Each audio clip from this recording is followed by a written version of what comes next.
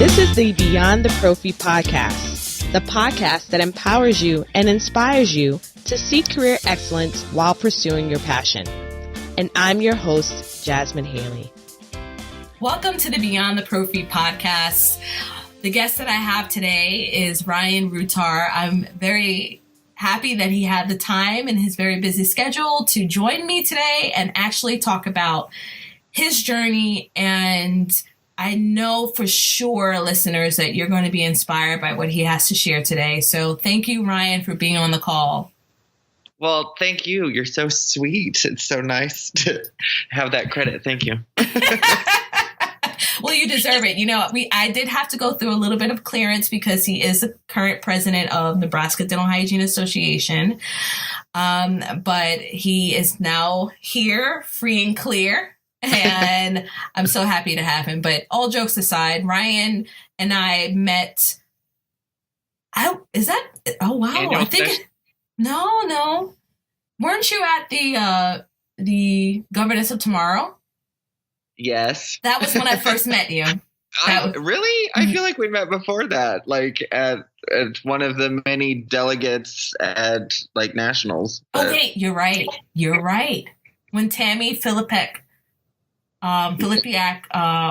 either it was president-elect or vice president or something like that. Yes. Yeah, because I've been going to those for years. So that's why I feel like I meet most of my people through there, and then I catch up through other stuff. Yes, you are correct. I think that's how we first met that way. Anyway, anywho. Yes, back to you. That was great. Definitely you are a force to be reckoned with. And I love the energy that you have for this profession, what you currently are doing, being involved with organized dental hygiene, but the role that you currently have is one that I feel will help so many hygienists who don't feel like they have career satisfaction. And one thing I want to highlight before you tell us currently what you're doing is thinking beyond the prophy is more than just finding careers outside of the operatory. I want listeners to understand that thinking beyond the prophy is thinking outside of the box. Right. And really focusing on what our profession is founded on, which is to serve the public. Right. And so I love what you're doing. Tell us your current role now. Well, it's actually multifactorial at the moment. And that's totally fine. We love that. Look at all the things I do. I mean, you're amazing. I'm only trying to aspire, to your example. So I'm a full-time clinical hygienist, but just recently, within the last 3 years, I finished a master's in business management, or a master's of arts in management in MAM. And I always had this thought of possibly doing more than just clinical hygiene, but I didn't necessarily know where that was going to take me. When I was in hygiene school, I was like, I could be a professor. That would be fun. And then I was like, but I need to gain some experience. So I started working in clinical hygiene. Then it moved on to when I started to get my the master's aspect and be like, I need to know a little bit more of the business side, because I feel like, or at least with my education, I didn't really know a whole lot about how a dental office is run. I knew my role, but at the same time, I didn't feel like we took an active role within our dental office as far as the business side goes. We kind of just left that all up to them. And I realized that there were holes in the system, I guess, is the best way I could describe that. Mm-hmm. And it's not in a bad way, but like when you have an office manager, that person either has some sort of business degree and they've never been on the clinical side, or for some reason, and I don't know why, but they're dental assistants that then move up to being office managers. And again, great, kudos. I don't have any problem with that. I think it's awesome because I get along splendidly with my office manager. Mm-hmm. But as far as knowing how to run hygiene, part of me wants to say they have no clue. Mm-hmm. Yeah, I mean, it's the reality. I mean, when you leave out of school, how much time do you really have to even talk about that? They may do one lesson in your last semester. Yeah. And they're like, and good luck to you. All right. Hit the ground running. Absolutely. So anyway, I had a dentist, or my boss is someone who is very open and can be talked to. But at the same time, I hit him with numbers of how I could make changes within the hygiene department. And by doing so, he kind of saw that besides having the education, but a little bit of the drive to maybe change and make things better for hygienists within our department. Because we have a little background. We have 4 hygienists. 3 of them work full time, and the other one is almost full time. I would say 3/4. And the thing is that we weren't all on the same page. To me, I feel like things were falling through the cracks, but yet at the same time, the dentist is too busy focusing on his dental stuff and dental codes and insurance and running the business. And the office manager doesn't really know hygiene. So there's very much a place for hygienists to step up into this role of leadership within our own facility, basically. And so I propositioned to him that for me to be the dental hygiene manager. And so that's kind of like a part-time role where because I work part-time on Wednesday and then I don't work at all on Friday, but if there's extra work that needs to be done, and there is, as far as like keeping track of production, keeping up with codes, stuff like that. I do that maybe Friday mornings and then Wednesday afternoons. And so I actually do a two-type role of being a clinical hygienist, but then also being dental hygiene manager. And I feel like this is a role that hygienists could actually start stepping into. They just don't know that they can because they don't think that they should, when actually dentists would appreciate the help. Yeah, absolutely. You know, so many of us have skills that we don't tap into, or we're afraid to ask for the opportunity to leverage those skills in clinical practice. How did you get to the point where you felt comfortable enough? So one thing I do want to point out is that your dentist also created an environment for that, right? Because if it was more of an authoritative management style, you probably would have never thought to, or even would have even attempted that with him. So kudos to the doctor. Right. Yes. Because he's creating a great environment for his employees to reach out. Right. So what would you say was like a determinant factor for you to really just step forth and do that? Well, what about for the listeners that are afraid of reaching out in that way clinically? Yeah, absolutely. That's such a good question. Look at you. It's like you own your own podcast or something.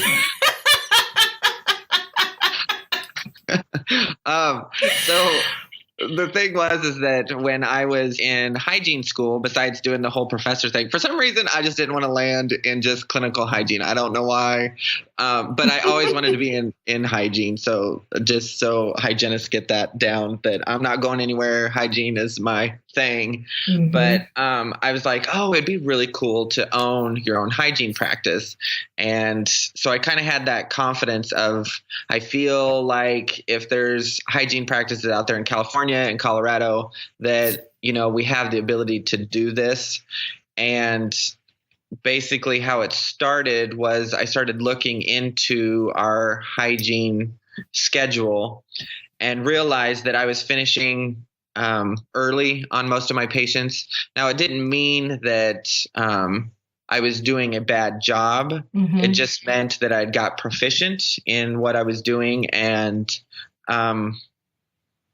just so you know, I'm like one of the requested hygienists at my office. So I don't do I'm not like quick running through they get good. Yeah.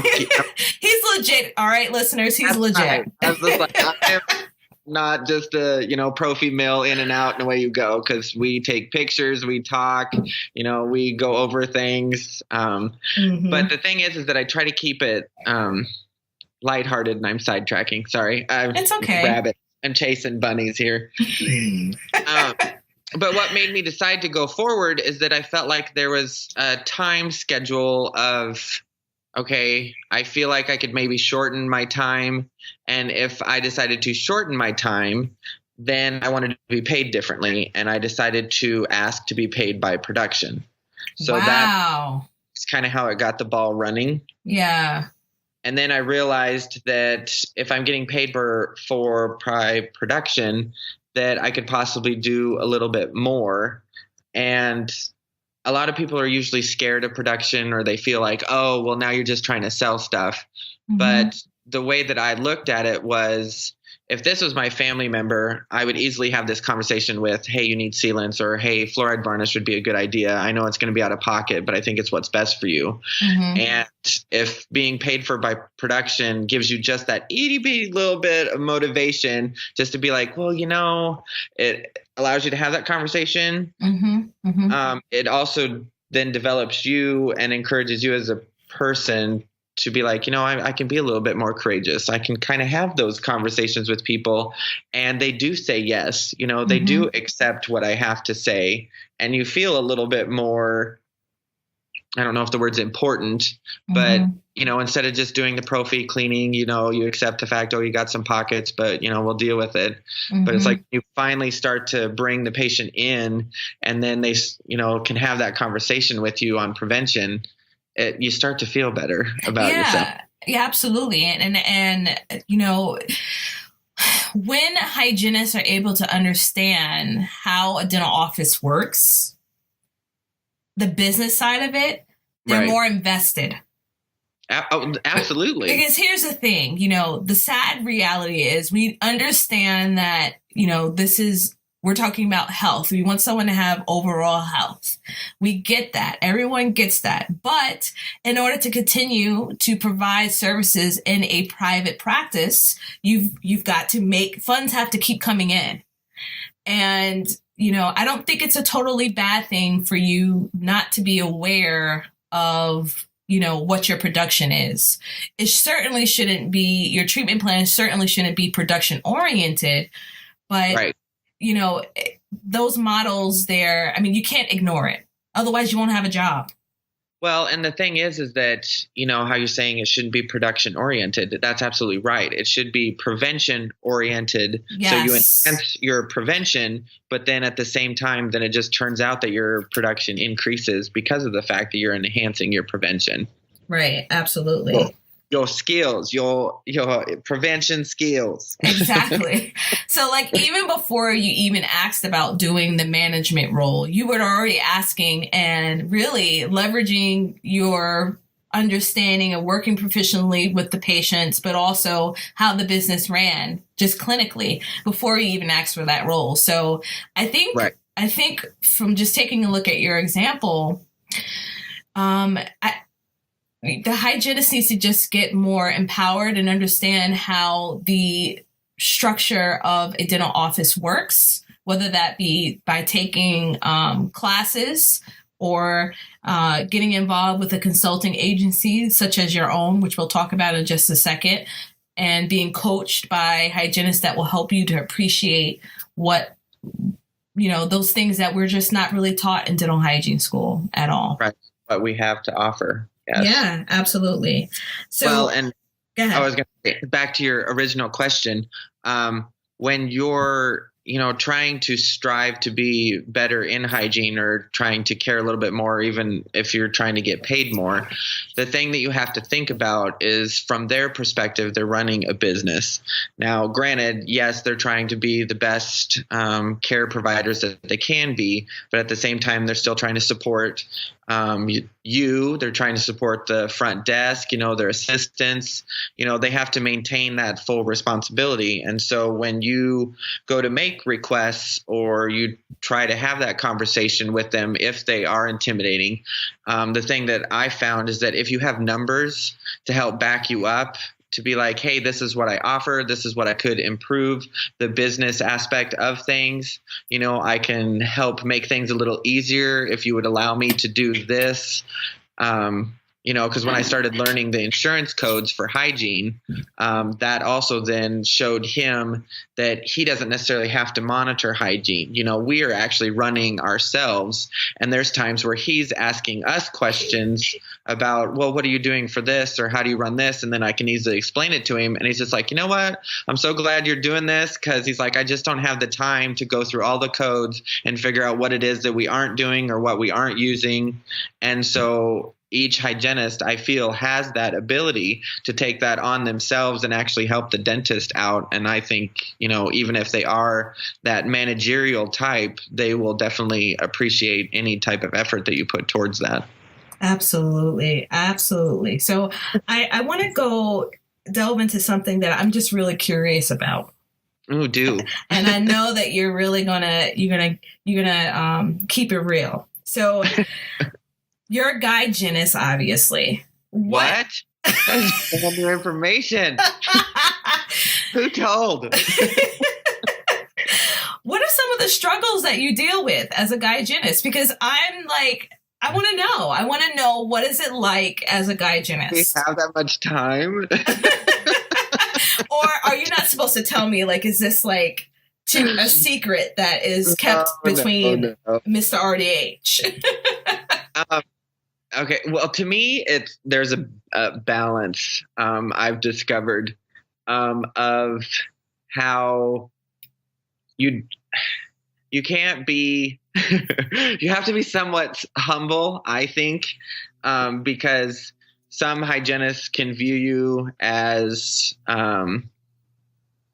trying to take over, their comfort zone, which change is always hard. So when you have men coming into a profession that is so female dominated, sometimes that can be uncomfortable for them. So you have to be open to their opinions and listen to what they have to say. But then at the same time, you can't be afraid to step out and do your thing and, go for your passions, despite naysayers or stuff like that. But as far as like patients go, I love the question of, so when are you going on to be a dentist? And I'm just like, all right, you don't ask my other hygienists that work there this. So it's like, why do we assume that, me being a hygienist isn't enough? Because we've all been through school and we know that being a hygienist is enough. And I had that, I dove a little deeper, deep thinking process. And part of me was like, I think it's along that line that, well, since I live in Nebraska, that they're so used to the quote unquote females taking the secondary role and men taking the first role. And so for a man to take the secondary role, they view that there must be something wrong with you. Like, oh, well, you're not, maybe you're not intelligent enough, or maybe you don't possess the ability. And so that's why you're not going on to dental school. And it never occurs to them that, God forbid, that, this may be just enough for me. And it's a great career. And you actually have to be smart to do this. And there is some skill level to it. Absolutely. So it's like that's part that I get all the time, where I'm just like, you don't realize how hard this job is until you've actually been in it. So stop me that question. Huge misconception, which is totally. We all deal with that. We've all dealt with that to some degree. And I love the fact that you bring out the advice that you initially gave. I mean, immediately I thought of, that would be good marriage advice too. For people, just be nice, let them talk.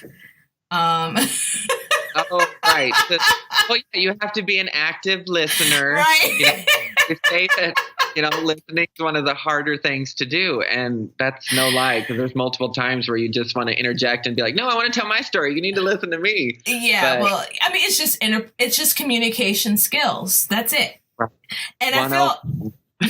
communication 101. I'm serious. When you think about so many hygienists that are dissatisfied with their career, and I think about the offices that I had some difficulties with, it was all because of communication. If there was a way to have communication and it be truly open and transparent, between all staff members, it could have alleviated any of those issues that people were feeling were present automatically. Right. Well, and then there's also the aspect that some hygienists, if they aren't happy with what they're in, maybe are just confused as to where their goals lie. And so sometimes developing even like core values, which are words that you can look upon and say, yes, these words represent who I am.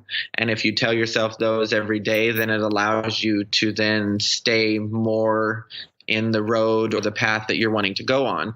But a lot of the times, if we don't do any self-reflecting and look into ourselves, we don't know then where the path lies and just try to meander through things rather than having some type of idea or plan. Yeah, absolutely. Absolutely. So, yeah. Just thinking about your journey, and I love hearing it. Now you're embarking as a consultant. So just tell me what led you to this journey now, where you're now taking the information that you've learned and helping others, really, even more so on a larger scale. Right. Well, the funny part is that when I had to do my master's, you had to come up with your own little business plan. And so I'm like, okay, I'm going to do pearly white prevention, enhancing prevention while increasing production. And this is going to be like my little hygiene office. And in Nebraska, you're not allowed to own your own dental office or hygiene office. But I was like, you know what, let's dream. Why not? And then slowly, as this manager esque position that I semi-created myself opened up, then I started to realize that my pearly white prevention doesn't necessarily have to be a hygiene office business, but technically could be pearly white prevention, dental, and hygiene consulting. Mm-hmm. So that's kind of how you may have an idea, but it may not be completely finished. And so you have to continue to keep polishing the pearl, until it's shiny, to where then you're getting those little gold nuggets of like, oh, maybe this is the path that I was supposed to go on. Mm-hmm. And with my consulting, I'm basically trying to help the dentist increase his production, but at the same time, I want to help the hygienists take an active role in what they're doing, because we know about other consultants that are like, okay, this is how you can increase your production, doing fluoride varnish, doing sealants, increasing your perio codes, which granted, I will work through that too. But what I want to focus on also, and I feel like is a big key to my pearly white prevention consultant firm, is developing basically management in hygiene, because I feel that there is a key component within dental offices that's missing. And to me, that's having a dental hygiene manager. It would make so many issues that happen between a non-dental person managing and having someone that's actually was in that clinician role handling that. And it just makes sense.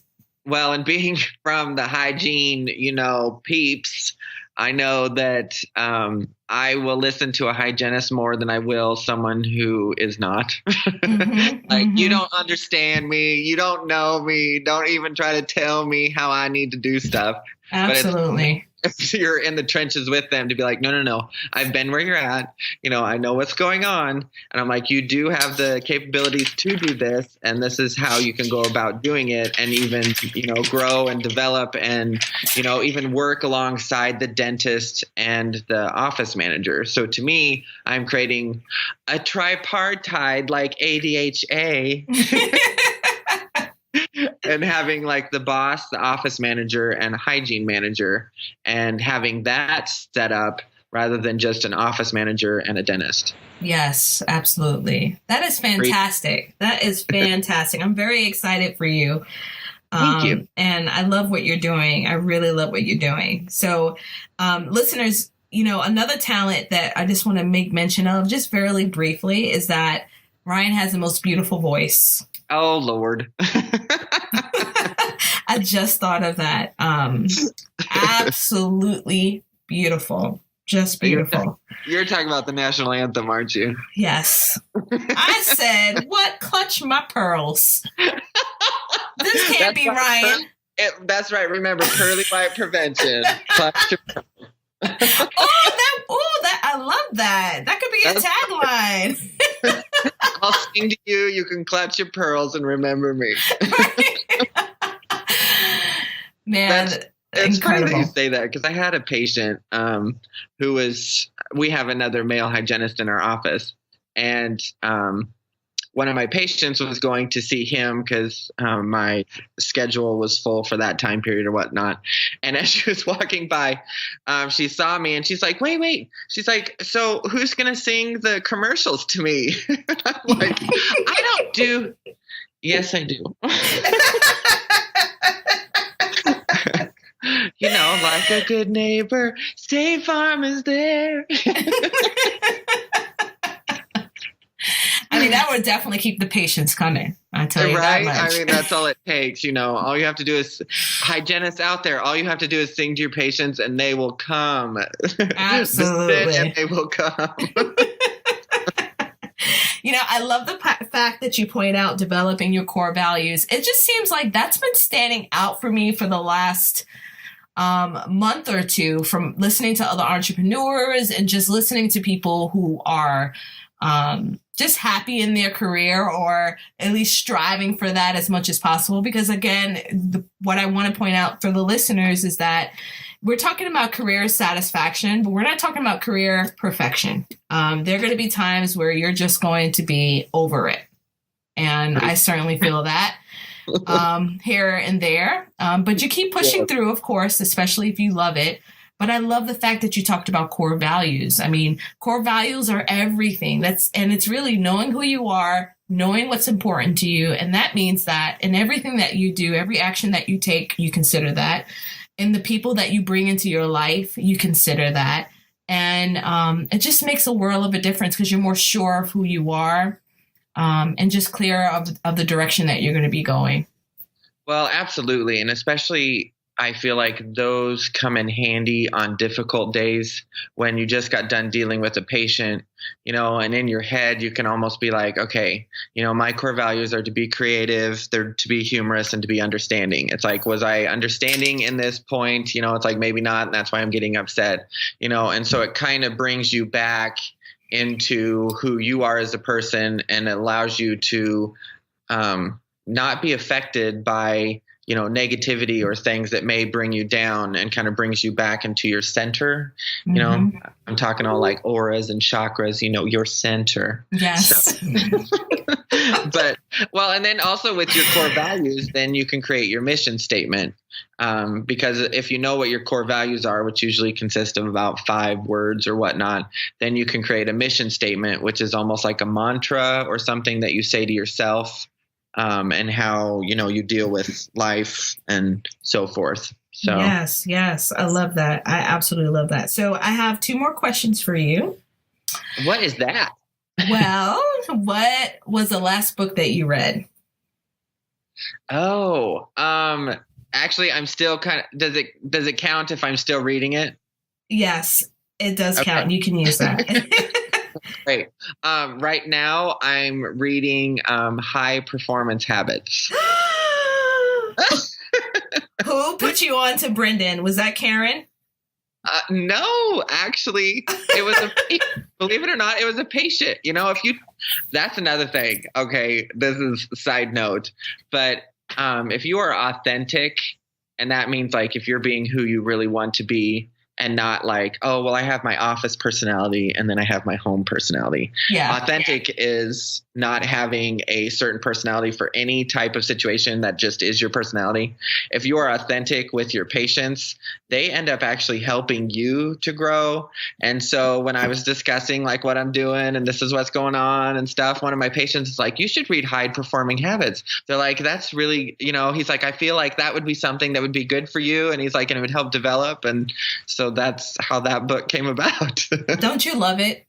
I do. Oh, Brendan was the person that got me started. And after reading his book, Motivation Manifesto, 4 months later, I started my business. That's awesome. It was remarkable. And so when you said high performance habits, well, I've been drilling that into Karen's head. That's about fun. Brendan. And so I wonder if you, Karen, by the way, is a mutual friend. Karen is also the new co-host of the Hygienists podcast. And I didn't know that. Yeah. She's going to be that girl does not talk to me, apparently. She's going to be in season 3 with us. It's going to be on and popping, like I normally say. I can see her doing that. That's awesome. It's going to be so much fun. All right. My last question to you is, what was the best career advice you've ever received? I think that the first thing that pops into my head is when you make plans, God laughs. And the reason why that sticks with me is because it's just a reminder that even if you fail or you don't succeed, it doesn't necessarily mean that you're not going down the path that, you're designed for, or that there isn't other avenues, that could be coming.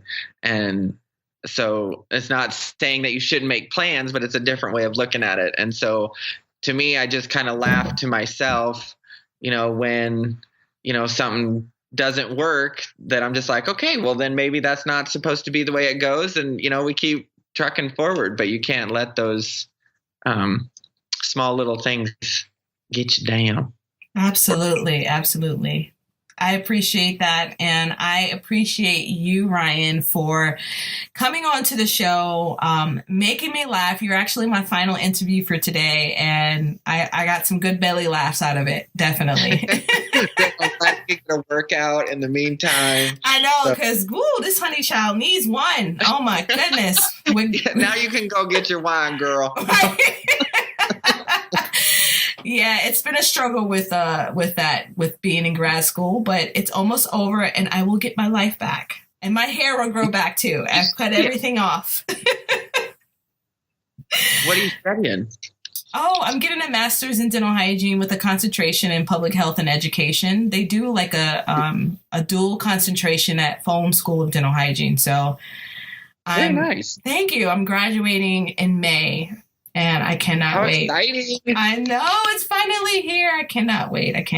Yes, but I know how that can be stressful at the end of the time when you have to do that. So, because there's always so much that they ask of you, and paper, like 100 page paper to write and all that fun jazz. So yeah, it's definitely intense. And my second to last class, I have 2 more weeks. I have to do like a 7-page paper, I think, or something like that. And yeah, I got to get to that. That's why I'm bulk recording today. And so happy that you're here. So let the listeners know how to contact you and find out more information about what you're doing. My email is Ryan, obviously my first name, Ryan at pearlywhitepreventions.com. And then you can also look up my website at www.pearlywhiteprevention.com.